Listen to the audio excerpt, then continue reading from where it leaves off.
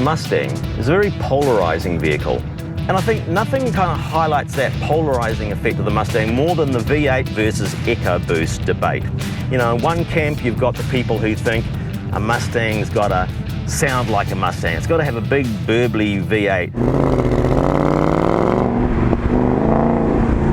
It's got to look the part too. You know, it's got to look tough and mean and aggressive. Otherwise, it's just not a Mustang. Whereas the EcoBoost crowd think that, look, the car's got enough style, even when it's parked up, that it doesn't even matter if it had no engine. It still looks really cool, and you know, if it's got a 4-cylinder engine, well, so be it. At least I'm getting sort of 95% of the Mustang experience, even when it's just sitting still. And I think it's only right that we look at the EcoBoost versus the V8 and see which one is best, or certainly which one is better at certain things.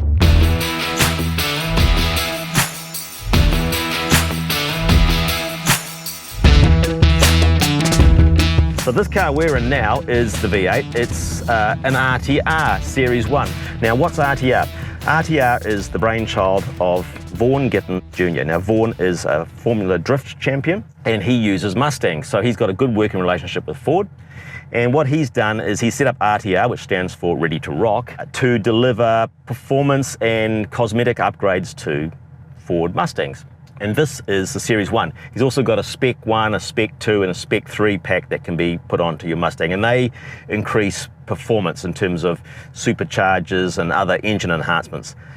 The Series 1 car, which we're in here, is kind of the entry-level car, and you don't get any of that. So what we've got is a stock driveline here. Coyote 5-litre V8 putting out 339 kilowatts, 10-speed automatic transmission, just like your donor V8 fastback Mustang.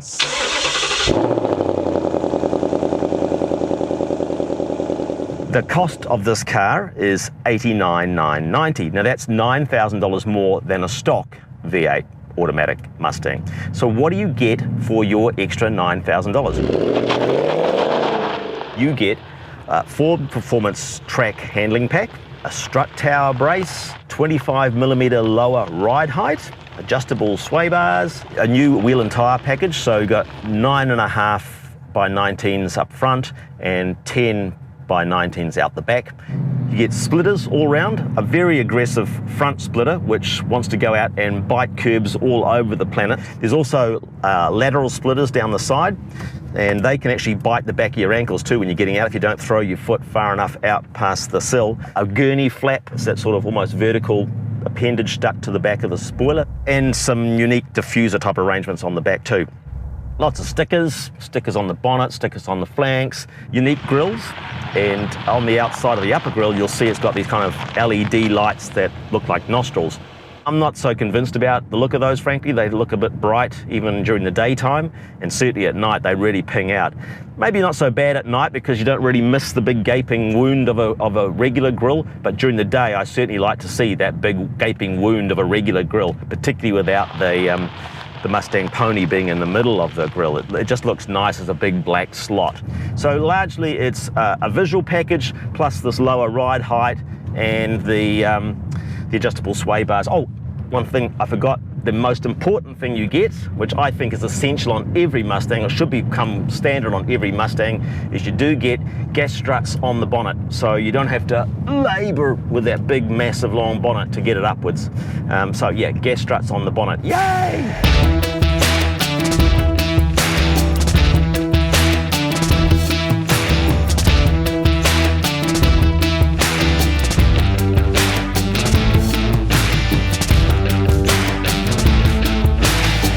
The Mustang is certainly not short of power in standard form. It's so happy to dial up 10th gear at about sort of 70 k's an hour or so. If there's no load on the throttle, it'll hold 10th gear and just let the revs drop down to just above about 1,000, 1,100 RPM. It's really good. So uses the prodigious torque that the engine has to just surf along low revs. So yeah, it can be quite a relaxed cruising car, except for the fact that it's got a lot less suspension travel than a stock Mustang has. The standard Mustang's ride, I think, is pretty good actually. It delivers a sporting kind of feel, but it's not overly, you know, unsettled by big bumps and depressions on the road. I can't say that about this car. I think losing that 25 millimeters of suspension travel has really compromised this in terms of its ability to stay stuck to the tarmac. Because if there's a big bump and a big depression, and I encountered a few a couple of days ago on a drive down country, the car literally gets airborne. It just sort of bounces and then rebounds up, and you know, suddenly you're not stuck to the ground like you would expect to be. So that's a bit of a disappointment.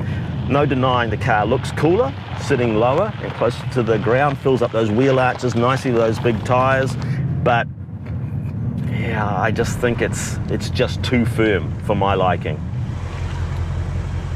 Otherwise, the handling of the car, look, I'm not allowed to take it on the track. I'm not allowed to go beyond the speed limit, so I can only drive it on real roads as anybody who's sticking to the law would drive it. Maybe on the track and maybe at higher speeds, these adjustable sway bars and the lower ride height and stuff will evidence themselves as an improvement over the standard Mustang. But for me, on the open road, I'm not feeling any enhancement to the handling, but I am suffering a compromise to the comfort.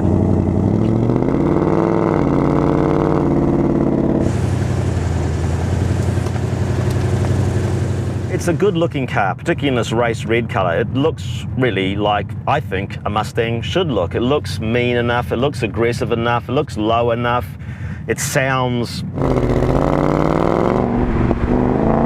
beefy enough, and it delivers the punch in the back of the back that you want when you put the boot in. So there's not a lot wrong with this V8 Mustang, I tell you. What about the other side of the Mustang equation, the EcoBoost side of the equation?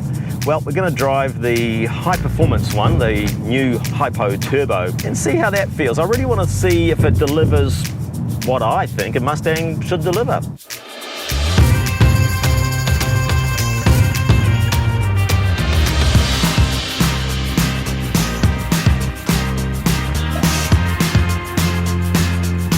Now, to help identify which car I'm in at any particular time, I've changed my shirt as well. So the white shirt means we're in the EcoBoost, and the black shirt means we're in the V8. In New Zealand, the EcoBoost High Performance costs $65,990. Now that's compared to $80,990 for the V8. So what's that, about 15 grand cheaper? You get a different lower grille, different upper grille, you get the bonnet stripes, you get the badges, you also get magnetic grey mirror cups on the outside and a magnetic grey coloured boot spoiler as well, which looks quite tasty. You get 4 exhaust pipes, very much like the V8, to look at anyway, not to listen to.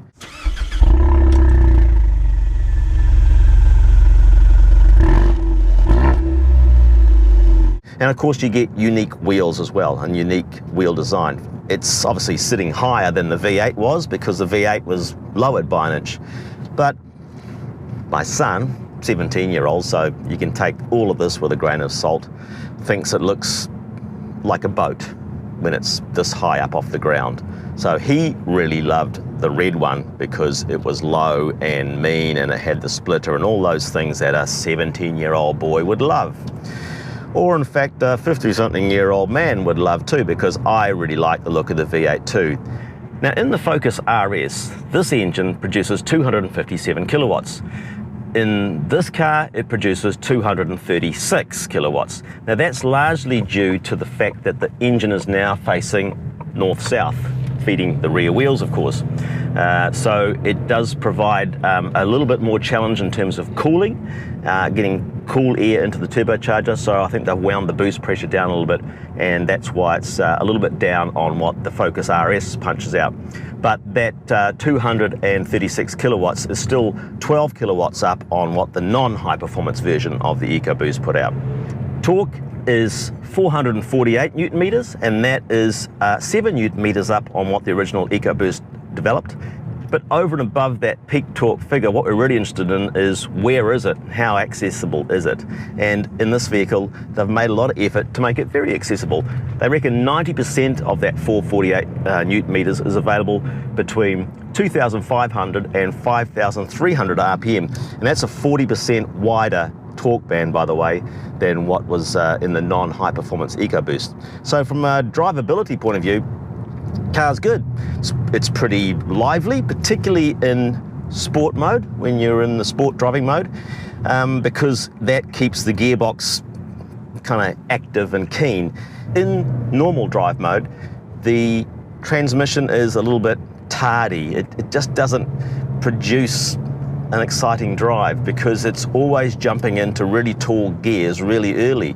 Sometimes it's pulling like 7th or 8th gear around at 40 kilometers an hour. I mean, here we are, we're doing 42 kilometers an hour in 7th gear, and we're doing just over 1,000 RPM up a little hill there. And it's just not right. It's just not able to do that. It reminds me a lot of my wife's Volkswagen Passat. Does the same thing. It's so tuned for economy, it just jumps into a really tall gear. And that's very thoughtful of it in terms of economy, but it just can't haul that gear around. It's just so lethargic on the throttle. You might as well be in an eco mode. It just doesn't satisfy. So I always have it switched into Sport Plus drive mode, and that brings the gearbox alive and makes it a much nicer vehicle, I think, to travel around in. Now I'm punting the EcoBoost around some suburban streets, trying to show you and let you listen to what the car sounds like under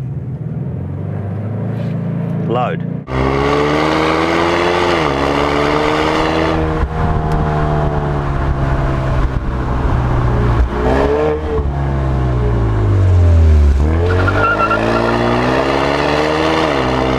To try and get it as emotive as I can, I guess you'd say, I've switched the exhaust to racetrack mode. Now that is only for use on the racetrack. Now, these back streets of Auckland are kind of like a racetrack. So hopefully you'll hear the EcoBoost as loud as it's ever going to be, because to me, a Mustang should be loud.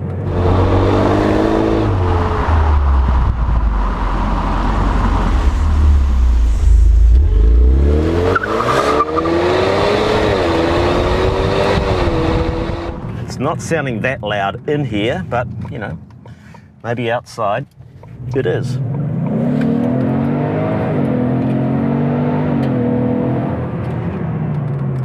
And you kind of need to do that to the EcoBoost, I found. You kind of need to wring its little neck, because although it's got a broad spread of torque, it's really only at the top of the RPM band that things get kind of lively.